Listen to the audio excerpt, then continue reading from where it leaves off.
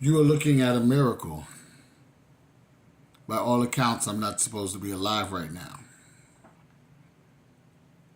I was against the vaccine, and I was a very healthy gym teacher, running around for 6 hours a day playing all kinds of sports with my students, and then sometimes in the evenings and on weekends with my barber and my brother-in-law, we would go to Planet Fitness and work out. They would be my guest. So, by all accounts, everything was good. And I was taking my herbs and my vitamins, but not the vaccine. And one day I tested positive, and about 2 days later, in front of my wife and my son in the kitchen, helping my son with his homework, I did something like the Harlem Shake, and my wife was like, "How are you standing up, falling asleep? Is that what you're doing?" And I was like, nah. Bam! I fell on my face. The EMS, whatever they call it, they came and asked me who the president was, my name, and all that stuff. Checked me out real quick and said I was okay. But 2 days later, I went unconscious or semi-conscious, like they say. My brother-in-law was right in front of my face, and I couldn't even. I don't recall that to this day. I recall going outside, it being real cold, and I climbed back up the stairs. I usually run up the 3 flights of stairs with no problem. This time I'm stopping at every level, sweating and huffing and puffing. So we come to find out my lungs were damaged 70%. I go in the hospital semi-conscious. Had a weird experience, near-death experience. To make a long story short, because I have chronicled this in a small book and elsewhere on the internet, so you can check it out there. But it was like I was hanging on to a silhouette of a man, and I was about to slip back. And I had some temptations that was calling me to leave this place and go to heaven and see my family and who were happy partying. And I saw some other things. I saw my wife and my son on another side. They were crying, holding hands and stuff. I was in the dark, but I was in the hospital when this happened. Very weird stuff, very weird. But it's much more elaborate than this, much more detailed. But anyway, you know, I was slipping, and I said to myself, if I even fall asleep or start to dream, I might just. So I knew not to do that, thank God. And I prayed, and God said some things to me about using my talents even more once He lets me stay here to serve Him. And I grabbed onto his arm, and he grabbed me, and he pulled me up, and the darkness went away because I was only seeing darkness for the most part. And then came into light, and things had happened to me, like I couldn't taste. I couldn't really. It wasn't because of COVID per se, but before I went into the hospital, when I was sleeping, I was biting down on my whole tongue. So I had like a line around my whole tongue. And in the hospital, when they would give me food, it would sting. And I couldn't eat. I had to eat very bland stuff, plain oatmeal and bread and pudding and anything with a spice in it, pepper, anything, salt. I couldn't eat it. I lost a lot of weight in the hospital. Then my wife sent me something saying that you're supposed to eat when you have COVID. And I worked out a lot. The nurses were great. The nurses were counseling me, and I was counseling the nurses. There was people dying in my rooms. They were leaving them there. All kind of weird stuff going on. Nurses were losing their patients. They were heartbroken. They would disappear. They would cry. I was in isolation. I was in a room we couldn't get out of in an old building of the hospital where one time a draft hit me and stuff on the neck and in my chest, and I could hardly talk. And I was screaming and yelling the way I could for some tea and honey and Robitussin. Some of the nurses, they act like they know what I was talking about. You know, I learned that I had to fight. I had to fight to get out the bed so I could exercise, you know, because they would leave you in the bed sometimes. And I started to get bed sores, and I said, oh no, I'm out. I'm getting out. And I started, you know, putting on music and holding on with one hand and dancing and leg lifting and all kind of little stuff just to make sure, because I was losing my leg muscles and everything. And they were vegetables. There was nothing but vegetables in there. And they had me in the corner of this building and not giving me adequate care and leaving me like I was a vegetable. But I could talk. Those people couldn't talk. And those people were on ventilators and stuff. But I knew one thing. It was funny. Before I leave, I'm going to say this. When I was in the driveway the day the ambulance was coming and they thought I was unconscious totally, I was in the wheelchair and they're getting ready to put me on the ambulance. And I heard the guy say, the EMS guy say, do we resuscitate, ventilate, or oxygen?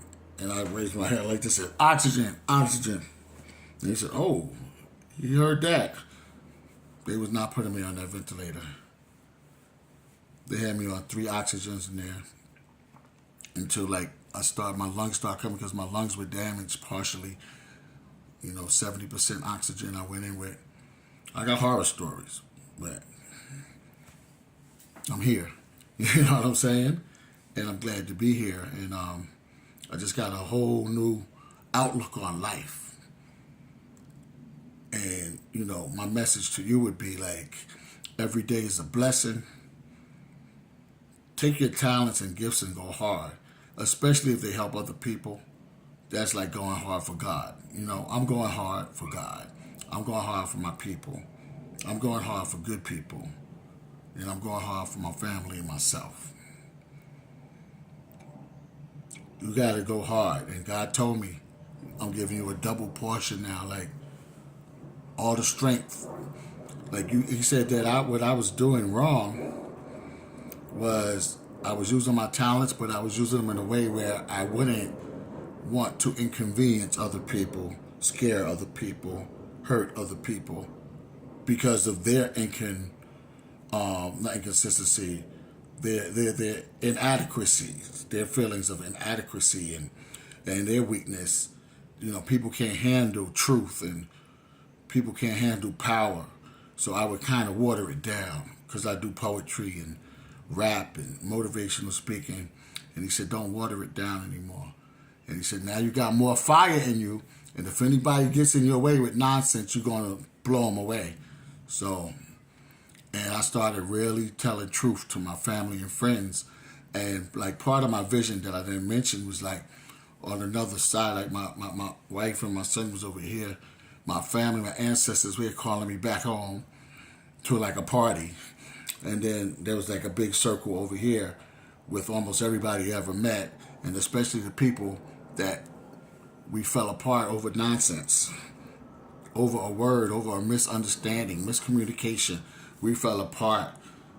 And I was like, I can't leave here, God, without patching that up. Like, that ain't right. I don't want to leave here like that.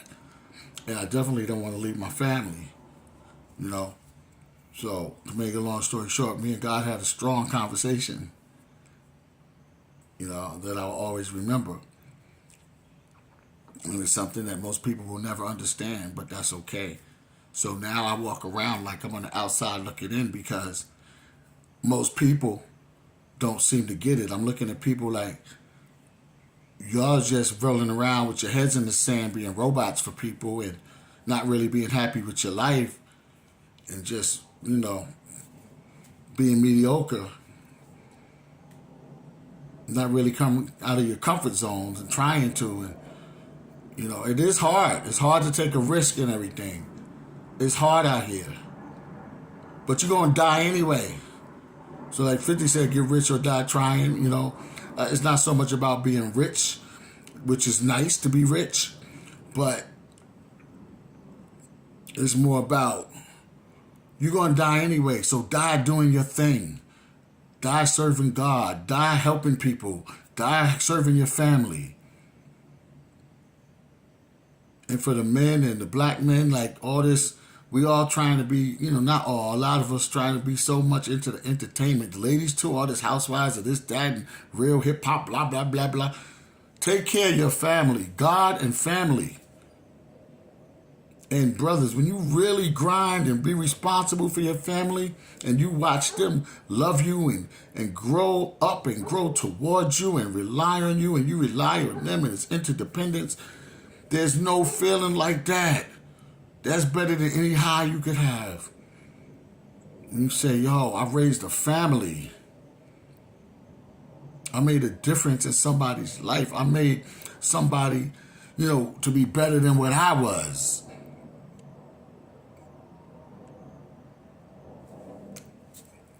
So yes, I thank God for life, and I thank you for listening.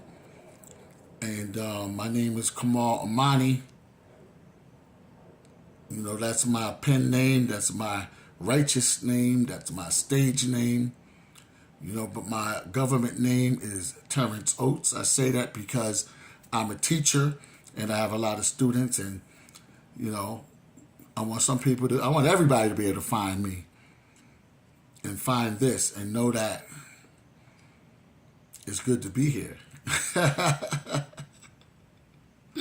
It's good to be here because y'all have no idea. But some of y'all that know, hit me up and whatever. If anybody has questions or comments, testimonies, hit me up, because a lot of people don't get to talk about their experiences with COVID, and I have lost people.